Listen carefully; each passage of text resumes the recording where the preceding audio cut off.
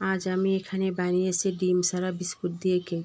যাদের মূলত ডিম খাওয়া যাবে না বা ডিম খেতে পছন্দ করে না, তারা অনায়াসে এটা বানিয়ে নিতে পারেন। এজন্য চকোফান বিস্কিট নিয়েছি 3টি। এর ভিতর থেকে ক্রিমটা বের করে নিয়ে একটা ব্লেন্ডার জারে গুঁড়ো করে নিয়েছি। আপনারা চাইলে এটি পাটাও গুঁড়ো করে নিতে পারেন। সাথে অ্যাড করেছি হাফ কাপ আটা, হাফ কাপ চিনি, হাফ কাপ দুধ, 1 চামচ বেকিং পাউডার ও সামান্য পরিমাণ তেল দিয়ে একটি ব্যাটার বানিয়ে নিতে হবে। এরপর একটি মল্টে তেল ব্রাশ করে নিয়ে এই ব্যাটারটা ঢেলে দিতে হবে।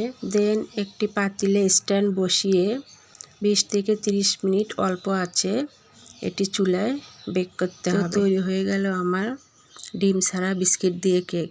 আর এখানে আমি গার্নিশের জন্য ভিতরে যে ক্রিমটা ছিল সেই ক্রিমটা একটু গরম করে নিয়ে গার্নিশ হিসেবে ব্যবহার করেছি। খুবই মজার কেক, সবাই একবার ট্রাই করবেন। আর এতক্ষণ আমার সঙ্গে থাকার জন্য ধন্যবাদ।